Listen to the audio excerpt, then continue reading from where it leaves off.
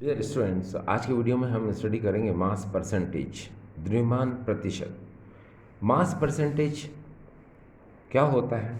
देखिए, the number of parts by mass of solute पर 100 parts by mass of solution is called mass percentage.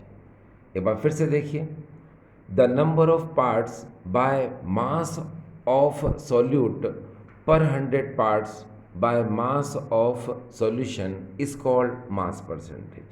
अब ये जो mass percentage की definition है, थोड़ी आपको समझ में कम आ रही होगी, तो आपको मैं बताता हूँ कि इसको याद कैसे किया जा सकता है। सबसे पहले आप यहाँ पर एक काम करें, ये देखिए, जैसे यहाँ पर लिखा हुआ है मास परसेंटेज लिखा हुआ है, ये देखिए यहाँ पर लिखा हुआ है मास परसेंटेज, ये मास परसेंटेज ऐसे लिखा हुआ है। तो आपको पता है परसेंट हटाओ 100 लाओ, ठीक है। तो हम क्या करेंगे, यहाँ से परसेंट हटा देंगे और अपॉन में क्या ले आएंगे, 100 लाएंगे। ये हमेशा ध्यान रखना, परसेंट हटाओ 100 लाओ, तो क्या होगा, ऊपर बचेगा सिर्फ मास, ठीक है। नीचे क्या, परसेंट हटाया तो नीचे क्या आ जाएगा, 100 आ जाएगा, ठीक। अब मास का मतलब आपको पता है क्या होता है, ग्राम होता है। तो आप यहाँ से मास को हटा दो, ठीक है। तो मास को जब हटाएंगे तो आप दोनों तरफ ऊपर और नीचे ग्राम ग्राम यूज़ कर लो, ठीक है। तो चलो क्या हो जाएगा, ये देखो ग्राम, और नीचे आ जाएगा यहाँ पर 100 ग्राम, ठीक। अब यहाँ पर आपको पता है जहाँ कुछ नहीं होता वहाँ क्या होता है, 1 होता है, तो आपने यहाँ 1 लिख दिया, ठीक है। अब आप इसको बड़े आराम से क्या डिफाइन कर सकते हो, क्या बोल सकते हो, आप बोल सकते हो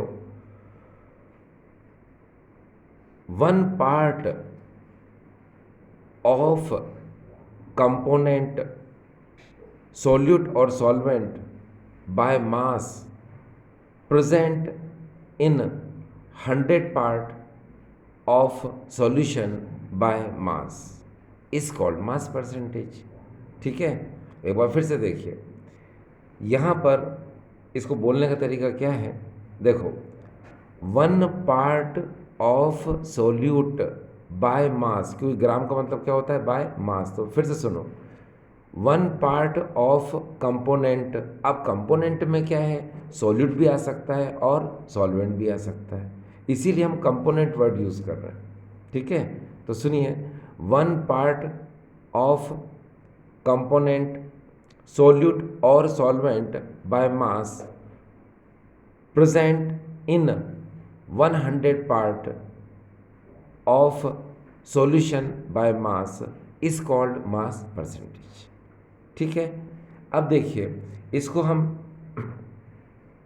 इस तरह भी कह सकते हैं, अगर आप सॉल्यूट के रिस्पेक्ट में बोलना चाहें तो सॉल्यूट के रिस्पेक्ट में ही बोल सकते हैं, क्या, देखिए, the number of part of solute by mass present 100 part of solution by mass is called mass percentage of solute, ठीक है।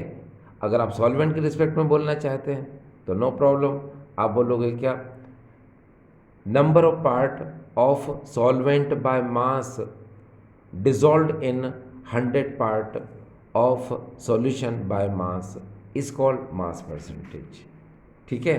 तो यहाँ पर आपको बिल्कुल प्रॉब्लम नहीं आनी चाहिए। ये देखिए, मास परसेंटेज को आप बड़े आराम से याद कर सकते हैं, ठीक है। चलिए, अब हम इसी चीज़ को थोड़ा सा मैं हिंदी में बता दूं स्टूडेंट्स को, फिर हम आगे चलते हैं। देखिए डियर स्टूडेंट्स, यहाँ पर लिखा है मास परसेंटेज, यानी कि द्रव्यमान प्रतिशत। तो द्रव्यमान प्रतिशत को की परिभाषा क्या होती है, तो देखिए, द्रव्यमान के अनुसार विलेय या विलायक के भाग की संख्या विलयन के 100 भाग में उपस्थित है, तो इसे हम कहते हैं द्रव्यमान प्रतिशत, ठीक है। देखो यहाँ पर अगर मैं आपको इसकी परिभाषा को याद करवाऊं तो देखिए मैं आपको भी याद करा देता हूं। देखो जैसे मान लो यहाँ लिखा हुआ है द्रव्यमान प्रतिशत, ये इस तरह से लिखा हुआ है। तो आपको पता है परसेंटेज यानी प्रतिशत हटाओ 100 लाओ। तो आपने ये प्रतिशत हटा दिया तो ऊपर क्या बचेगा, सिर्फ द्रव्यमान बचेगा। तो यहाँ लिख देता हूँ मैं, ये द्रव्यमान बचा, प्रतिशत हटा दिया, नीचे क्या आ गया, 100 आ गया। अब आप द्रव्यमान को हटा दो तो दोनों तरफ क्या आ जाएगा, ग्राम ग्राम, है ना। तो आपने क्या किया, ग्राम, और नीचे भी क्या लिख लिया आपने, यहाँ हो जाएगा 100 ग्राम। आपको पता है जहाँ कुछ नहीं होता वहाँ क्या होता है, 1। ये देखिए 1 आ गया। अब आप यहाँ से बोल सकते हो परिभाषा को, कैसे आप बोल सकते हो, देखो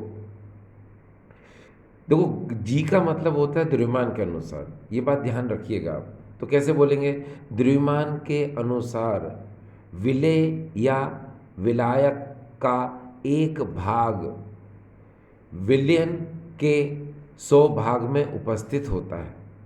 एक बार फिर से सुनिए, द्रव्यमान के अनुसार विलेय या विलायक का एक भाग द्रव्यमान के अनुसार विलयन के 100 भाग में उपस्थित होता है।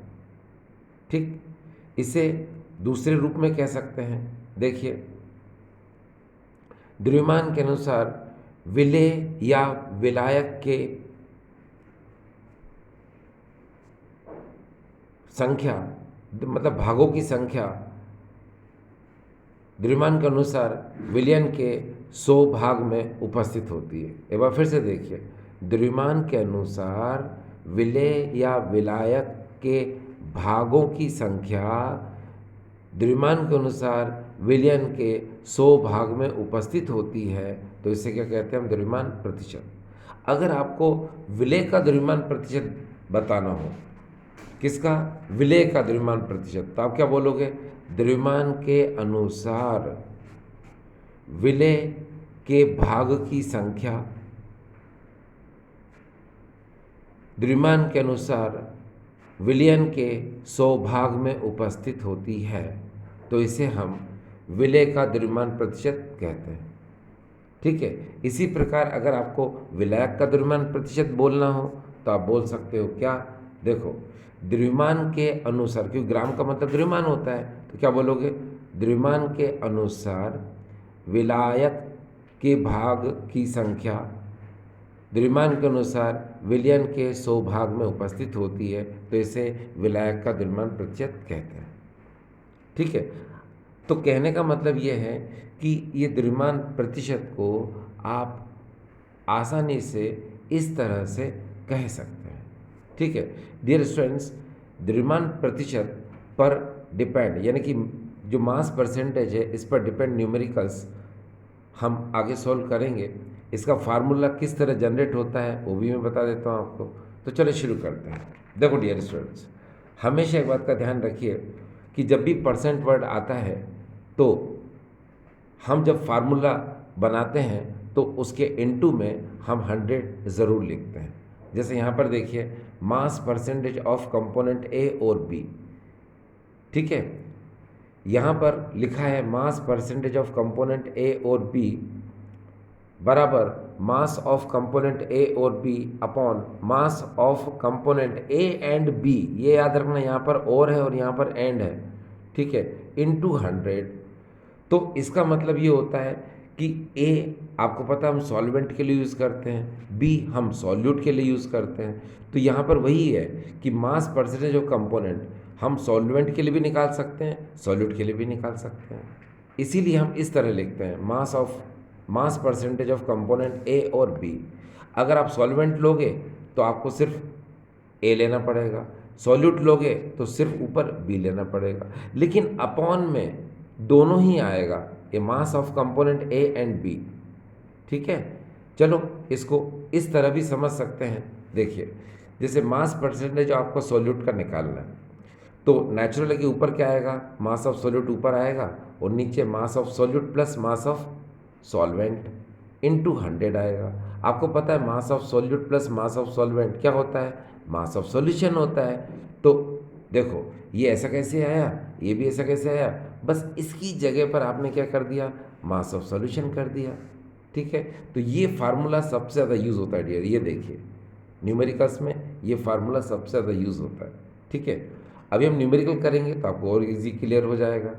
ठीक है, चलिए हम आगे चलते हैं। पहले हिंदी मीडियम स्टूडेंट्स सुनिए, यहाँ पर ये है घटक ए या बी का द्रव्यमान प्रतिशत बराबर घटक ए या बी का द्रव्यमान बटे घटक ए और बी का द्रव्यमान इंटू 100। आपको इस बात का ध्यान रखना है कि नीचे घटक ए और बी दोनों आते हैं और ऊपर घटक ए या फिर बी दोनों में से कोई एक आता है। जैसे मान लो आप यहाँ पर ये विलेय का द्रव्यमान प्रतिशत निकाल रहे हैं, तो यहाँ पर क्या आएगा, विलेय का द्रव्यमान। ठीक है, अगर आप यहाँ पर विलायक का द्रव्यमान प्रतिशत निकाल रहे हैं तो ऊपर आएगा विलायक का द्रव्यमान। ठीक है, तो इसीलिए यहाँ पर हम इस तरह से लिखते हैं। ठीक है, अब मान लो हमको निकालना है विलेय का द्रव्यमान प्रतिशत निकालना है, तो हम क्या करेंगे, यहाँ पर लिखेंगे विलेय का द्रव्यमान, ठीक है, बटा विलेय का द्रव्यमान प्लस विलायक का द्रव्यमान इंटू 100।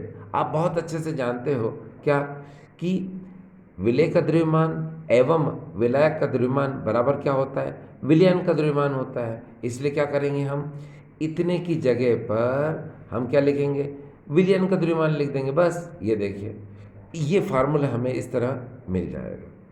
ठीक है, अब होता ये है डियर स्टूडेंट्स कि यहाँ पर ये फार्मूला जो आपको नज़र आ रहा है इस पर डिपेंड न्यूमेरिकल्स हमें करना आना चाहिए। ठीक है, कभी कभी तो ऐसा होता है कि हमें मास परसेंटेज का फार्मूला लिखने को आ जाता है। ठीक है, तो आप इस तरह फार्मूला आप लिख सकते हैं। देखो ये कॉमन फार्मूला हो जाएगा, मास परसेंटेज ऑफ कंपोनेंट ए और बी। इसका मतलब ये कि ये सॉल्वेंट के लिए भी यूज़ होता है, सॉल्यूट के लिए भी यूज़ होता है। ठीक है, लेकिन अगर मोस्टली हम सॉल्यूट की बात करते हैं तो इसीलिए आप ये भी लिख सकते हो मास परसेंटेज ऑफ सॉल्यूट विलेय का द्रव्यमान प्रतिशत बराबर मास ऑफ सॉल्यूट विलेय का द्रव्यमान अपॉन मास ऑफ सॉल्यूशन विलयन का द्रव्यमान इंटू 100। ठीक है, चलिए अब हम इस पर डिपेंड जो है एक न्यूमेरिकल को देखते हैं। ठीक है, उससे आपको और अच्छे से क्लियर हो जाएगा कि हम इसी फार्मूले का यूज़ करेंगे। ठीक है, चलिए अब देखिए यहाँ पर मेरे सामने NCERT का इंटेस्ट का क्वेश्चन है 2.1।